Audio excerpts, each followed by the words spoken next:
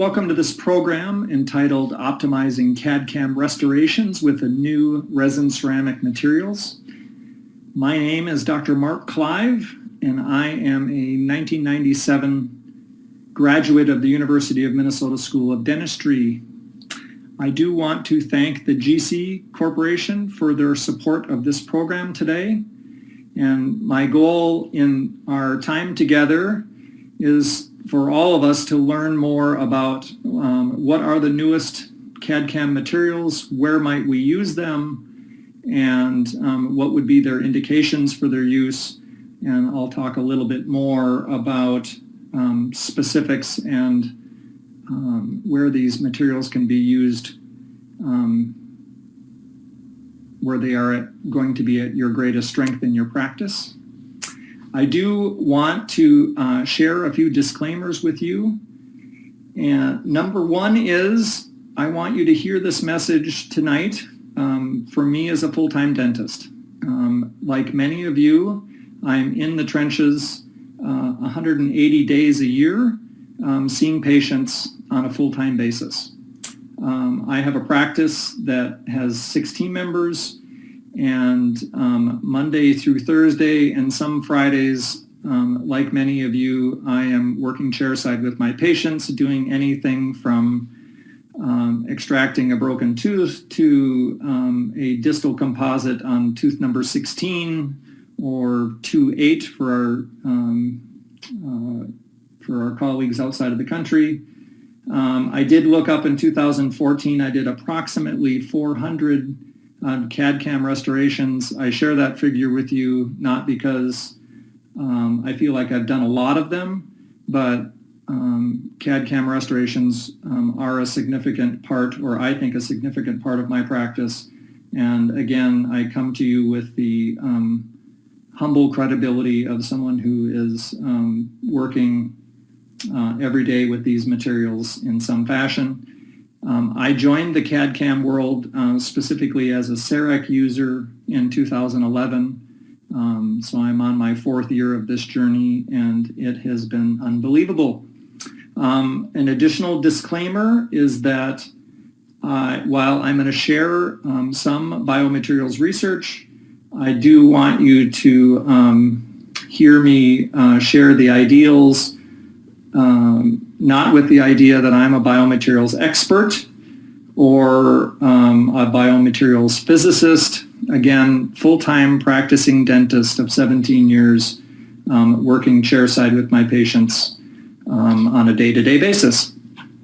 So those are my disclaimers. I will also share the disclaimer that I'm a family person. My wife, Nikki, is a pediatrician. I have twin girls that are almost 7. So I work hard, like many of you, to balance home life and practice life and my journey to be an exceptional dentist doing ordinary things every day. There is the potential that there is some predilection towards dentistry. Even my girls, when they were smaller and in free play, they appeared to be mimicking their dad. The image to the right, of course, does not resemble any dental position that we use today, but maybe that is how we will be seeing our patients in the future. So some humorous way to start. This is the humble confines, the front door of my little office in Black Mountain, North Carolina, which is in the Blue Ridge mountain area of North Carolina. So that is my front door of my humble office. For those of you that don't know where Black Mountain, North Carolina is, it is very close to Asheville, North Carolina, in the western mountain area of North Carolina. It's very beautiful here. The trees are budding. The grass is just about ready to be cut for the first time in my area. And if you were to look out my back door, this is the scenery that you would see up on the mountain ranges, or down. I'm going to move my cursor down in this little valley. Here is my town of Black Mountain, North Carolina. So you now have some basis for where I am in this country and in this world, And again, my disclaimers of full-time practicing dentist in a rather beautiful area of the country. So welcome and thank you for joining this program. There are 4 learning objectives that I have for our time together today. The first is that I'm going to share with you a little bit more about resin ceramic materials, specifically resin ceramic blocks. And we're going to look and compare some of the different physical properties of these different blocks. I am going to share with you a little bit more of my understanding of the intraoral indications for these nanoceramic materials, where I have used them so far, where they have worked, and also where they have failed. I can share with you a couple stories of times that I've used resin ceramic materials and they didn't work well. So I'll share with you a little bit more about what I see, or what I have seen there.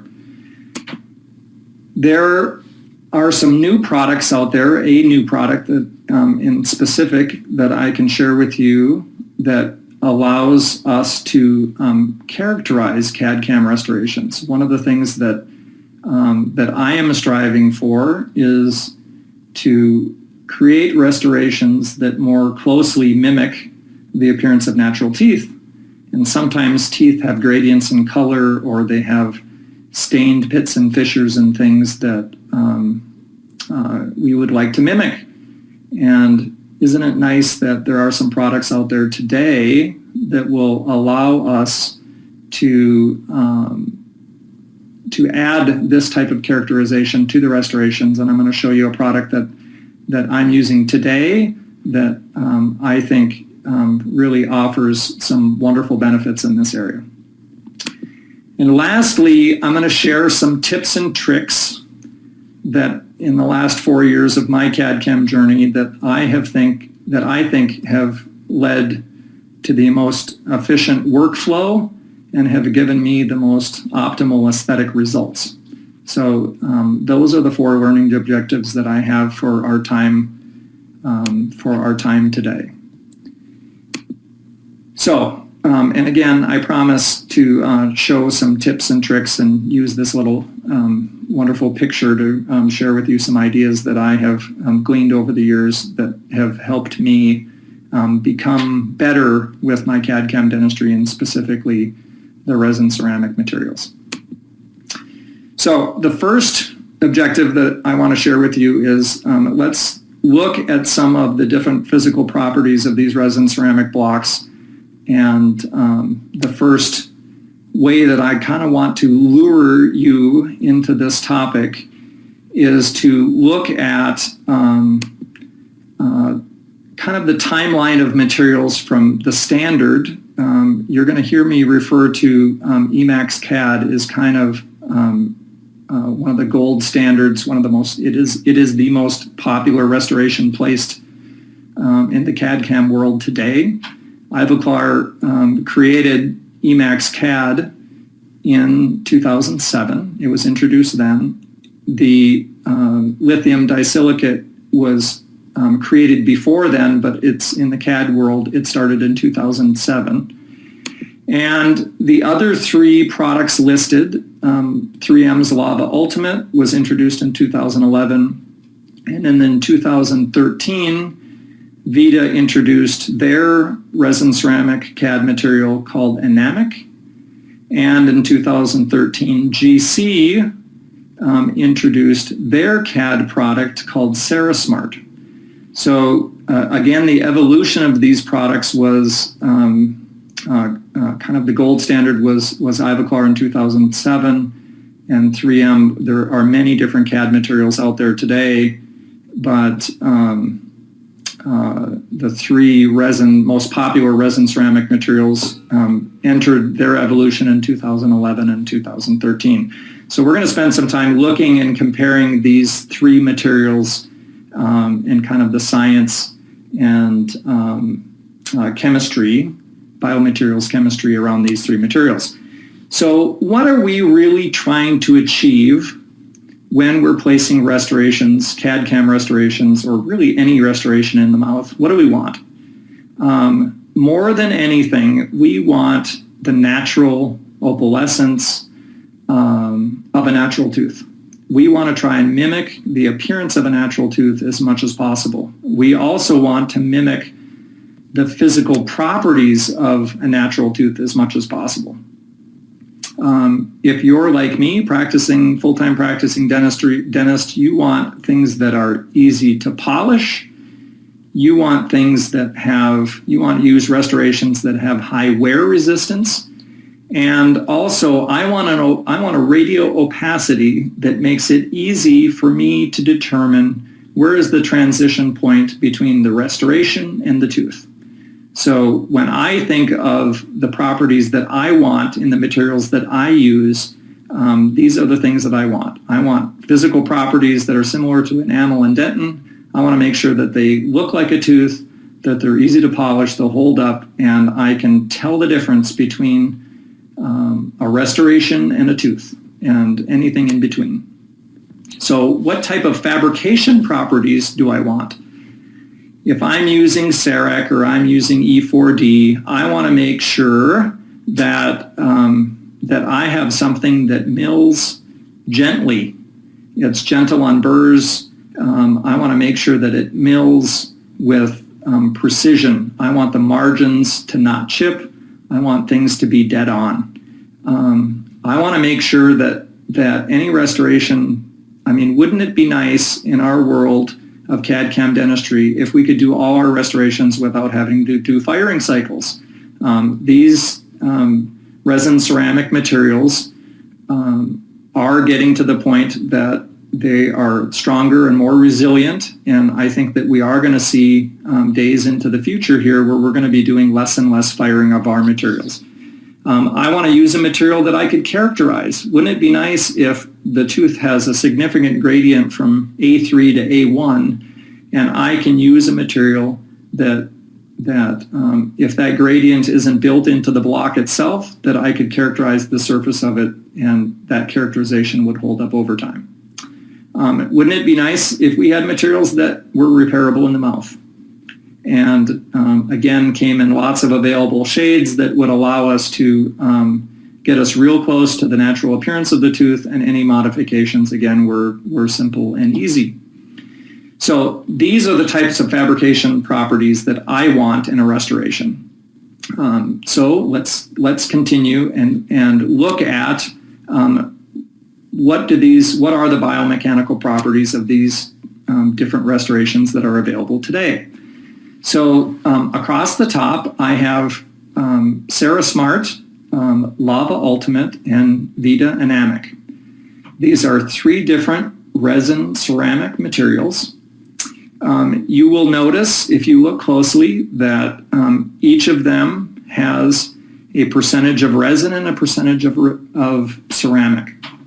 What I would want you to understand is that for each material, no matter what of these 3 materials you use, the ceramic matrix is what is going to give each of these materials strength, and the composite, the resin material, is what is going to give each of these products flexibility. So for CeraSmart, for GC, or 3M's Lava material, or Vita's Anamic material, what the chemists are trying to do is find a sweet spot in ceramic and resin material that makes the tooth have high strength and high flexibility, because natural teeth, enamel and dentin, have high strength, and they also have high flexibility, and that ensures the best marginal integrity. Now, it is interesting to me, as I look at the cross sections of these materials, that the composition of these materials looks a bit different. CeraSmart's material is has lots of fine particles in it, where Lava Ultimate and Vita Anamic materials are, the composition of the materials is slightly larger. I think what we're finding is that the ultra-fine, homogeneously dispersed fillers are leading to a material that has a polish that lasts longer, and there appears to be, research seems to be suggesting that there's less wear to the opposing dentition. As these materials, again, these three materials came out between 2011 and 2013, and there'll be lots more research of these materials over time. But it's interesting to look at these three materials, and now we're going to talk a little bit more about the chemistry and what are we discovering about the chemistry and the biomaterials components of these materials. But each of these materials is mostly ceramic, and again, the ceramic matrix gives the material strength, and the composite material gives the material flexibility. So here is an image that talks about 3-point flexural strength. And what I want to compare and contrast is the gold standard. Again, Emacs CAD is kind of the gold standard in dentistry. It's been around the longest and is still the most used restoration in CAD dentistry. And what a 3-point flexural strength test is a test where if you're sitting on a fence rail and you are sitting in the middle of a fence rail and you have a fence post on each side holding up the rail, this is what a 3-point flexural strength test looks like. And if you're bouncing up and down on that bench rail or fence rail, you are going to flex that material. And the flexural strength is the strength of that material as you're bouncing up and down on it. And it's interesting, Emacs CAD, out of all these materials, has the highest flexural strength. That is interesting to me. If you look at the resin-ceramic materials, you'll see CeraSmart, Lava Ultimate, Beta-Enamic, and Vita Mark II is really an all-ceramic material, so we'll concentrate on the three to the left. But flexural energy, not quite as high as Emacs. But look at breaking energy. Breaking energy is the amount of energy that it actually takes to break the substrate. And Emacs CAD, we could say, is very strong, but it has some brittleness to it, where CeraSmart, in particular, has the highest breaking energy, and then it goes Lava Ultimate, and Beta-Enamic doesn't have a high breaking energy at all. So it's interesting with these materials as they're looking at the research.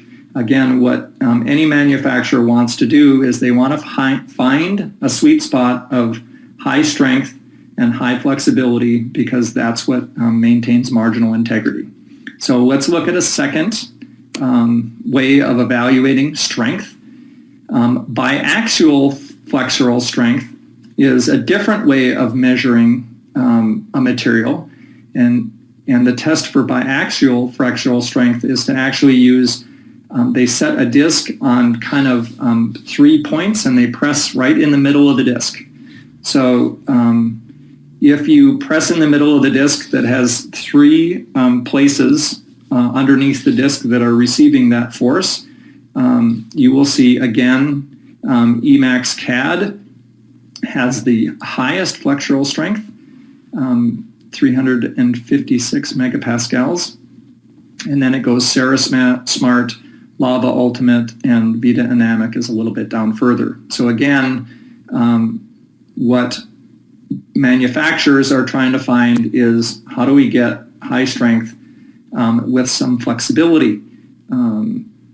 So that's a second way of evaluating the strength of these materials. Again, what we want to mimic are materials that are similar and resilient as enamel and dentin. Okay, third evaluation point is the thermal durability of these materials. Again, flexural strength. And we can look at CeraSmart, Beta-Enamic, and Lava Ultimate. Initial value is how much flexural strength they had at time 0. And then TC 10,000 is they thermal cycled these products 10,000 times and then measured the flexural strength again. Each material had some loss in flexural strength. Again, CeraSmart in this test had the highest initial value, and Lava Ultimate had the lowest thermal cycle value. So again, these are the types of things that I think as a dentist we should be paying attention to. What is the research telling us with regards to these materials, and what are we finding clinically in the mouth? And I'll share with you a little bit of my prejudice biased things that I'm seeing in some of my early placements, and what am I seeing today based upon the newest materials that are coming out, and I'll share that with you. So the next thing we're going to look at is when these products are milled, how do they compare to each other? Okay, so we have 6 different or 4 different blocks that we're going to use in this evaluation. The goal is that the margin is in orange, and we are going to shape the margin with the milling machine. And what you will see, if we start on the left, upper left here, we will see that the Cerasmart margin follows exactly.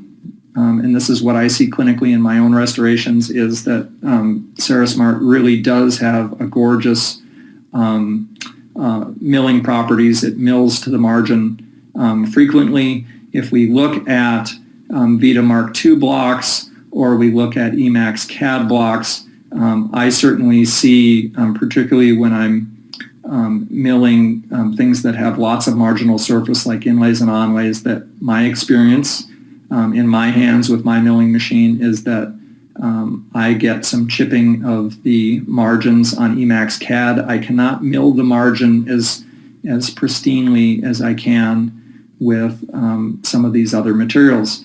Look at Lava Ultimate in the lower right. It follows the margin very closely. Resin-Ceramic, at least in this test, the margin didn't hold up quite as well. It has a margin that seems to follow more of the Emax CAD view, but Cerasmart and Lava Ultimate have margins that, in my experience, have milled very, very well, and I'm able to design the margin and recreate it without chipping over and over and over again. So that is a wonderful thing about the resin-ceramic materials compared to the ceramic-only materials, is that they tend to have a margin that can be milled much more accurately. And to me, as a dentist striving for excellence every day, what I want to see is a margin that looks crisp and clear all the time. So again, key point here is that resin-ceramic materials really do mill more accurately. It shows it in this testing that was done, and it's my experience, my clinical experience of 4 years using these CAD CAM restorations, is that they tend to mill more consistently in my hands as well. So the research tends to follow what I'm discovering clinically. So what do milling times look like? This happens to be CEREC. I wouldn't imagine that any other milling systems out there are really a whole lot different. But if you look at the milling times of these different materials that those in the clinical realm have charted and kept track of, what you will see is if we compare, for example, Cerasmart or Resin-Ceramic to, again, the gold standard is Emax on the fast mill, or regular mill cycle, you're going to gain an advantage of a minute or two. One of the things that I find, I will oftentimes mill the resin-ceramic materials on fast mill, and while look at the difference in time that it takes in a fast mill to mill Resin-Ceramic or GC's Cerasmart compared to Emax. Now, in a world where I used to think that restorations that took 3 weeks was a reasonable amount of time, now I look at the time that I save, 2 to 3 minutes of time To me, there is an advantage in that in a busy office to be able to design and mill something 3 minutes faster. So I really do believe that the advantage of using the resin ceramic materials from a milling time, it's gentler on burrs and it's faster for us to bring a restoration back to a patient. Obviously, there's no firing of these materials, and so I think it's a wonderful advantage to have materials that can be milled faster and are gentler on the equipment that we invest in. So kind of the key point here is that each of these materials, resin ceramic materials, mills faster than Emax, and the advantage of fast mill to me is it's still gentler on my equipment than milling Emax. So I like to use it where I can, and again, we'll talk a little bit more about what the indications are. I talked earlier about wouldn't it be nice if we could be using materials that mimic as closely as possible what nature provided before it was damaged. So there's two terms that we often use in dentistry. One is opalescence and the other is fluorescence.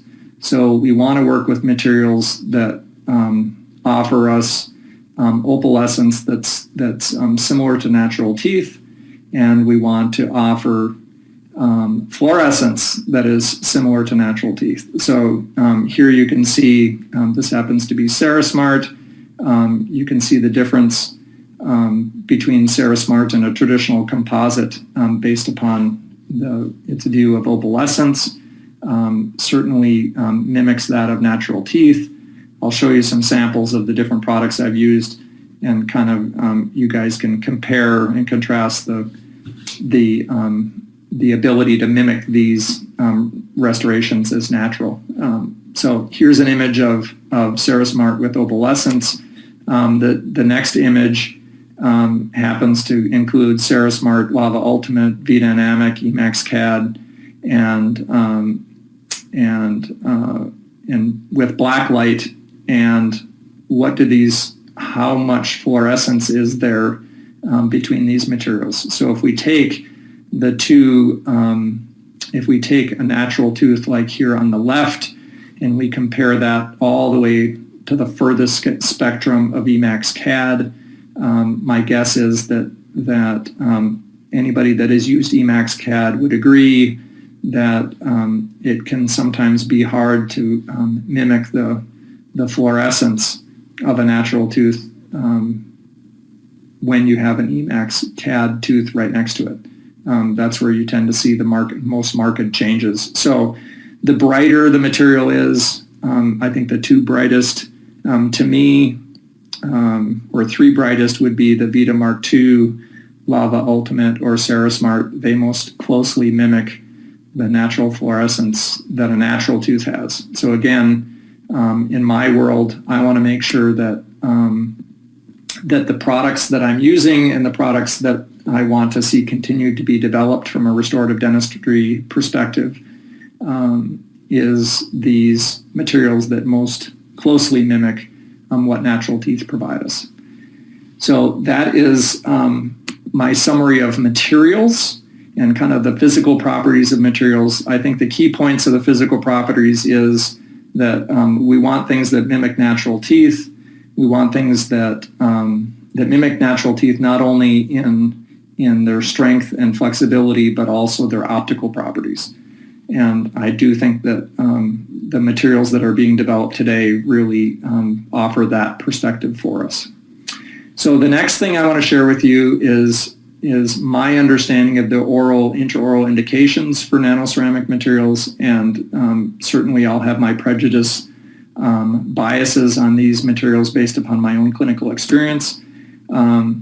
Each one of these three materials, Lava Ultimate, Resin-Ceramic, and Cerismart, GC's Cerismart product, all three of these companies will list the indications for these materials to include crowns, inlays, onlays, and implant crowns. So each of the companies views these materials as appropriate for all types of restorations. My experience, my clinical experience so far is that, and I'll share a little bit more of this with you, and you'll be able to see kind of the design of the restorations and how I use them, the design of my preparations and how I use the restorations today. But for all three of these materials, my early failures were due to trying to cement them in place or bond them in place where there was no enamel to bond to. So my experience is if I have enamel to bond to, I am very comfortable using those materials. If I don't have enamel to bond to, then I look for materials that don't have the same amount of flexibility. I think myself and my peers believe that the flexibility of these materials, if not bonded well to enamel, create a scenario where they could debond. And I did have some early failures where I wasn't quite paying attention to the amount of enamel that I was bonding to, and therefore I was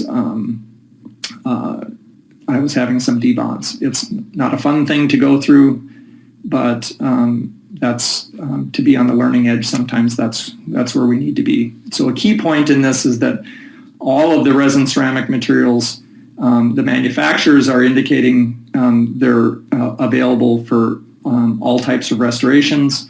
My experience is I like to use them in places where I have access to enamel, and most of the restorations that I do today, maybe 50%, I have good, healthy enamel to bond to, and 50% of the time I don't. And that changes the indications for where I'll use these materials. So what does preparation design look like? My guess is that if all of you were in a room today, that you would have some ideas of where this preparation would start on a tooth or these teeth, examples on the top and examples on the bottom. And the reality is, until we evaluate and remove restorations, until we evaluate and remove decay, until we evaluate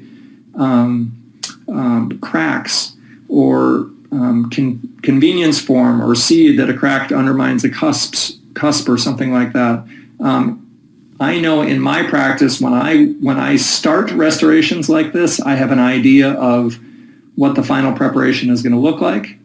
And 9 times out of 10, that restoration can look totally different than what I'm planning based upon what I discover. So from a preparation design standpoint, I can offer lots of suggestions, but the reality is that each tooth that I work on, the preparation design, I would say needs to maintain fluidity, because I don't know exactly, I know where I'm going to start, but I don't know exactly where I'm going to end.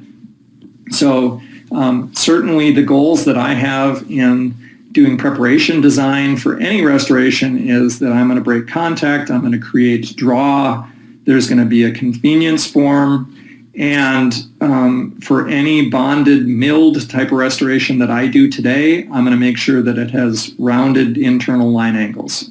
Everything needs to be soft and excuse me, not soft. It needs to be smooth and free flowing, and so you'll get to take a look at the restorations that I create, the preparations that I create, and you can be the judge whether you think that they are smooth and free flowing.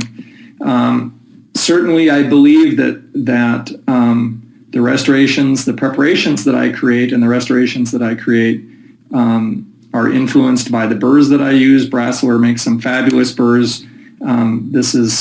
These are some of my favorites. They have a built-in kind of 6 degrees of taper.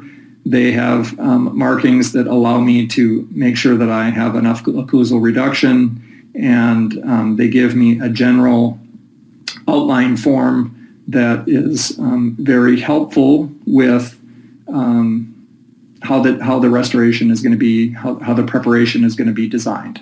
So every single dentist that I've ever met, they have their favorites as far as the burrs that they're going to use and how they're going to accomplish them. I'm not here to suggest that you change anything in the way that you're doing today if it's working for you. But in my experience, having the right burrs has been very helpful. There is going to be one suggestion that I make in the kind of clinical tips and tricks session, and I'll share that with you as well. From a preparation guideline or reduction guidelines, all of these materials want a minimum of 1.5 millimeters on the occlusal and greater than a millimeter of reduction on axial walls. This diagram I specifically showed kind of two different types of preparation design at the margin. This is more of a rounded shoulder, where this is more of a chamfer. And in my next image, by the way, most of these materials, Vita Anamic, 3M's Lava Ultimate, and GC's Ceramart restorations, all of them have reduction guidelines that are very similar. So they mimic most of the materials that we use today in dentistry. Each of the materials, in my experience, each of the materials performs very well with one of three different types of margin design. Rounded shoulders, heavy chamfers, and light chamfers all will work well with the milled resin ceramic materials that we have today.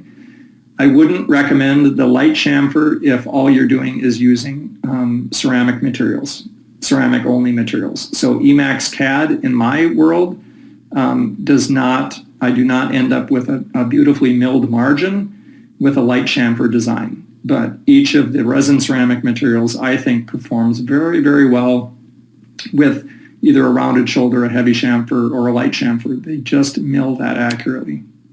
So let's look at a few cases. The first case that you're going to see here that I'm going to share with you today here is my first case ever with GC's Ceramart product.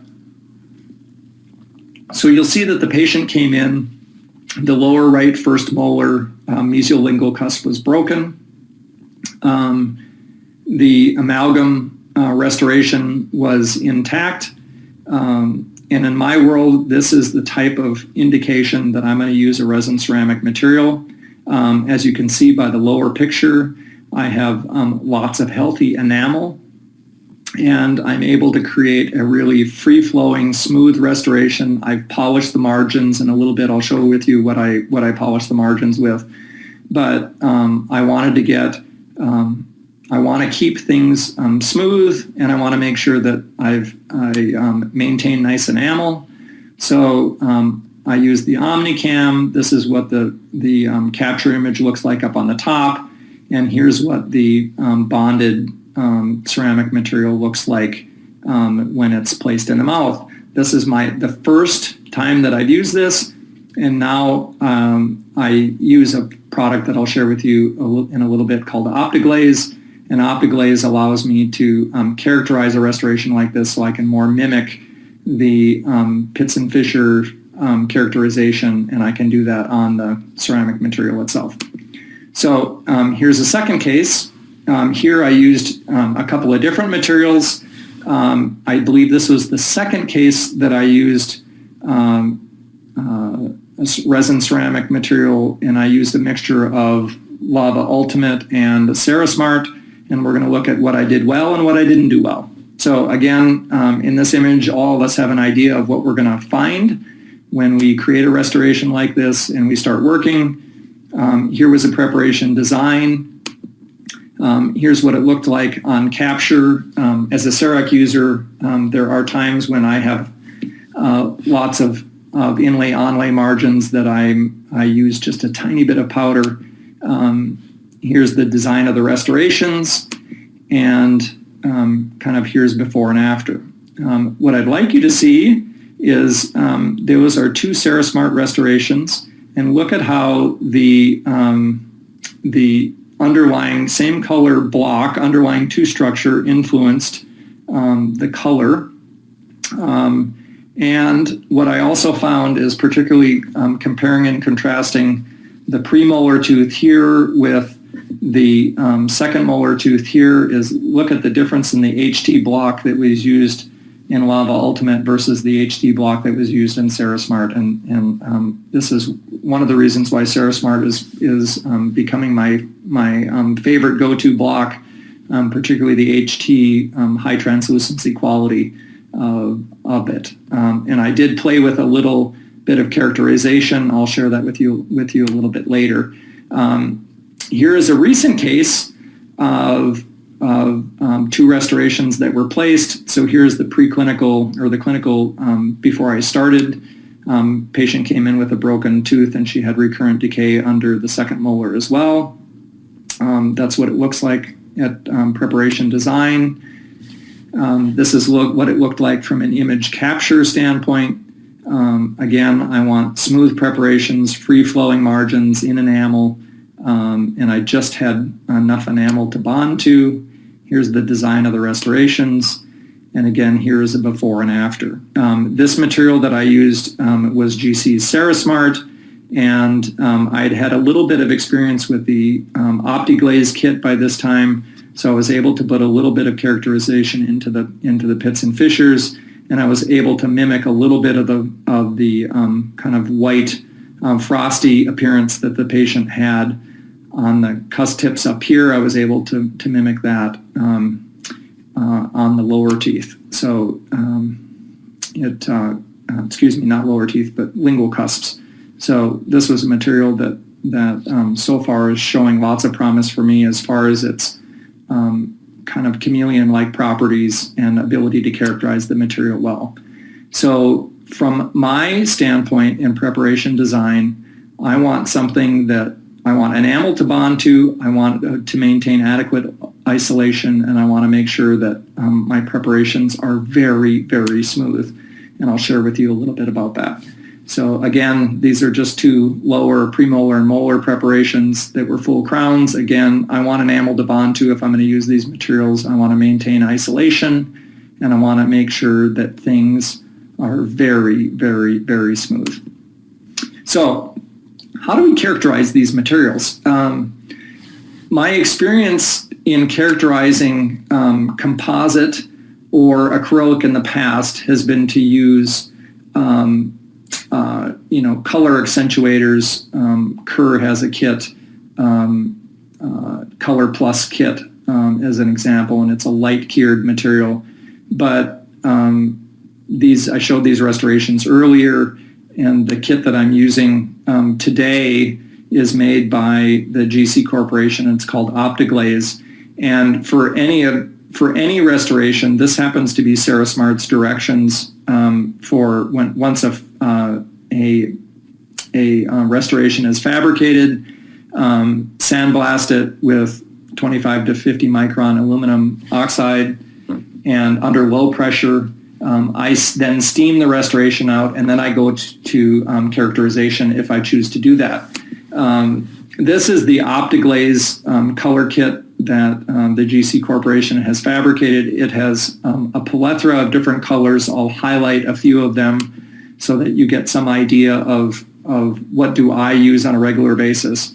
But what's amazing about these kits is you can characterize composite crowns and bridges. You can characterize hybrid resin-ceramic crowns. You can characterize denture teeth. You can characterize acrylic, anything acrylic or composite. You can characterize it. And it really is a wonderful way of managing temporaries and final restorations. And I'll share with you a little bit more about what these kits do. In order to characterize a CeraSmart CAD restoration, and the same would be if you wanted to use 3M's Lava Ultimate. I don't think that material would be any different. You're going to remove the button and burr marks with a silicone polisher. You're going to accentuate any grooves with a diamond. Again, you're going to aerobrade with 25 to 50 micron aluminum oxide. I use a steam cleaner. You can also use an ultrasonic bath. A ceramic primer helps create a great surface, and then you can apply the OptiGlaze clear coatings or tints and then you want to cure with a light that uses a wavelength of approximately 405. So depending upon how the wavelength in your intraoral camera, or excuse me, in your curing light is, you may need something different, you may not. It just depends. The newer curing lights have very broad spectrum, so that's not an issue. These are all the different colors that can come in a full OptiGlaze kit. My experience is that I will use clear, I will use a red and brown modifier for many of the restorations, and I will use the shade shifting. So I will use the clear products, the red-brown products, and the shade shifting products that are down on the bottom. If you want to add pink or red or blue on marginal ridges, you can do that. But here's an example of restorations that I used. These two CeraSmart restorations, I actually used OptiGlaze. I used a little red-brown in the pits and fissures. I used a little white frosting on the cuss tips, and I used a little blue to create some translucency in this area. Now, let's be honest. These are restorations that are characterized for my interest. It's not my belief at all that a patient is going to be influenced whether these types of characterizations are added or not added. But this is wonderful experience for me to practice. The patient absolutely loved all three of these restorations. He looked in the mouth and said, wow, it looks great. Doesn't look like that silver that I had before. So I just want to be realistic in that I want to get better with the restorations every day that I place. And as I start to work and test these materials, I'm doing it to the best of my ability, knowing that the stakes are not high. But these are wonderful. It is a wonderful kit to use. If you want to characterize, you don't necessarily have to do it just with the restorations. As you're bonding them, you can bring these materials straight to the mouth. If you have a patient that has an existing composite restoration that you want to influence, you can air abrade it. You can add silane and primer and add these materials. And I believe that they are going to hold up well, and I'll show you a little bit of research around that. What's interesting about these materials is the shade shifting ability of taking something from an A3, and if you add the A+ material, you can make it an A3.5, or if you add the ivory white to a restoration, you can influence it in the other direction. So I think the ability to color shift these restorations, it doesn't mean that you have to keep an inventory of every single block color if you have the ability to influence it. Here's an example. Whether this was a CeraSmart crown or a Lava Ultimate crown, you could influence the gingival color by adding a little bit of orange and clear, or you can clean out these grooves with a diamond, very, very thin diamond burr, air abrade the surface, apply your tints, and apply red-brown tint and apply your clear over it, and you really can make these restorations look beautiful and mimic more of what nature provides. And again, this is just the ability to shade shift these materials over time by adding the A+ to the A shades. You can move things from an A3 to an A3.5. So again, I think that's an added bonus. So how does OptiGlaze hold up over time? These were toothbrush abrasion tests that were done with a surface treatment, and after 50,000 cycles, if you look at the befores and you look at the afters after 50,000 cycles, because of the nanotechnology, these materials really are holding up well over time. So if you want to get really crazy with materials, you can take this material to no end as far as your ability to characterize them. So for CeraSmart, for their product, you're gonna sandblast. You're gonna remove the button. You'll sandblast. In my office, we steam clean. If I want to characterize, I'm going to do that here. I'm going to add a silane to the inside of my restoration. And GC does make a silane Cerac primer too. You're going to use whatever adhesive resin cement you like to use in your practice.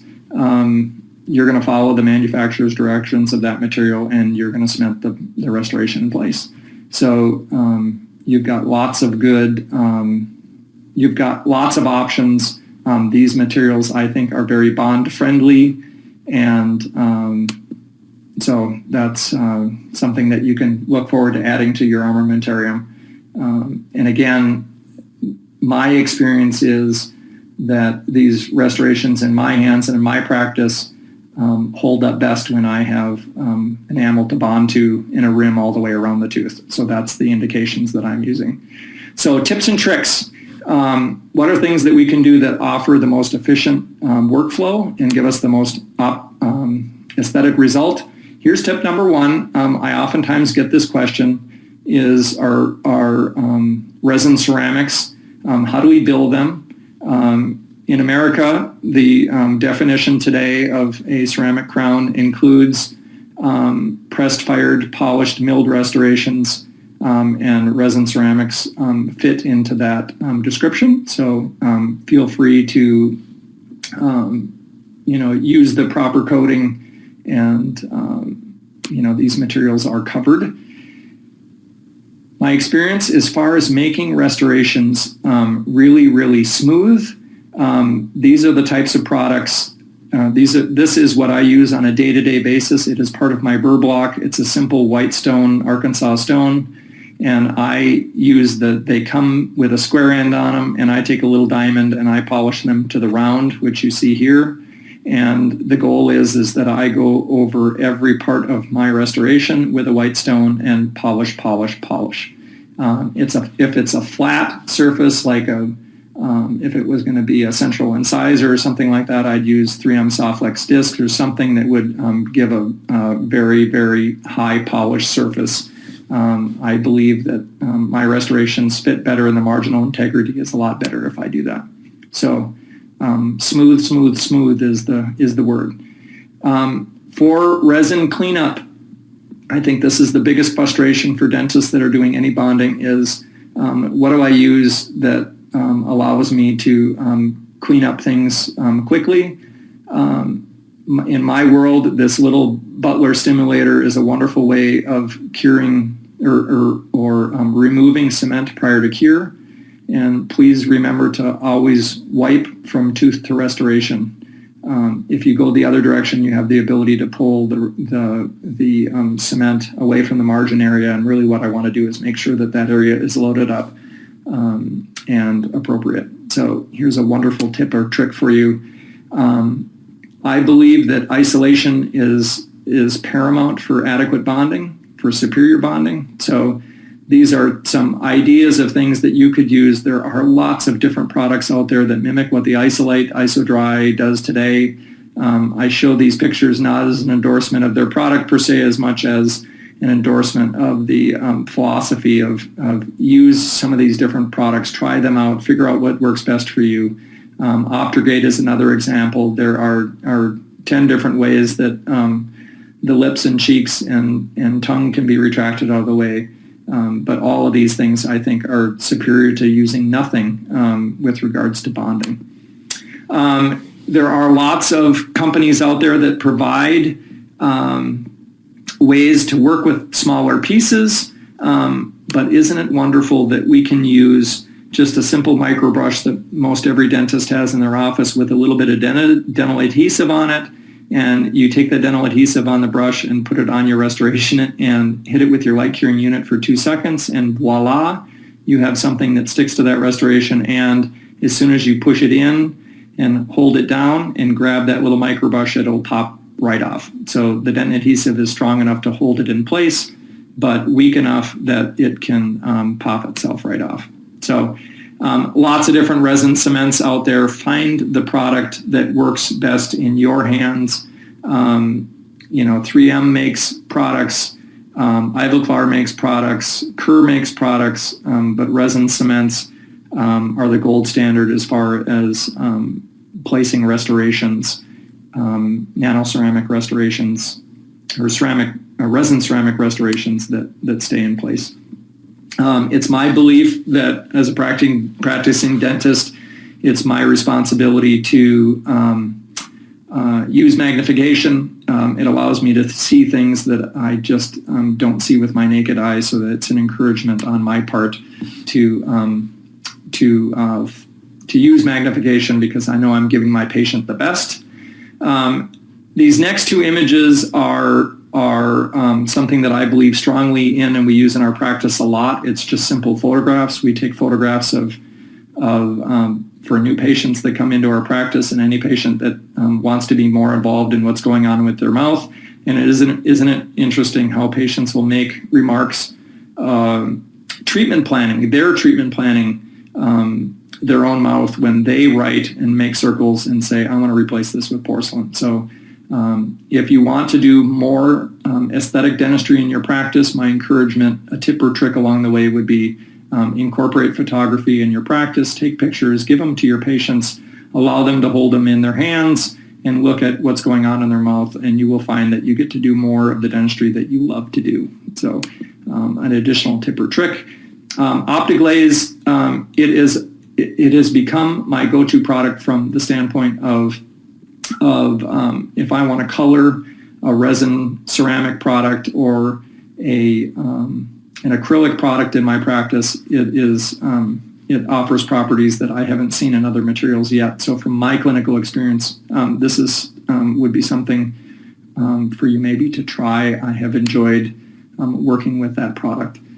And I want to close with the thought of I'm reminded of the Brooklyn Bridge, built in 1883, and it was built at a time when vehicles were just being invented. And isn't it interesting that after all these years, 120,000 vehicles drive across this bridge today. So it was built with the idea that we want things to last.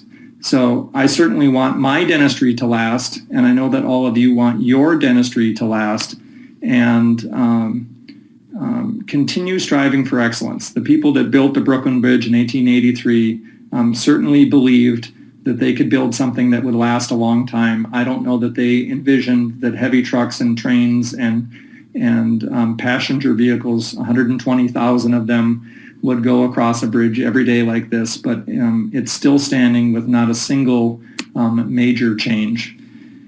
So congratulations to you for striving for excellence, just like those engineers did back in 1883. So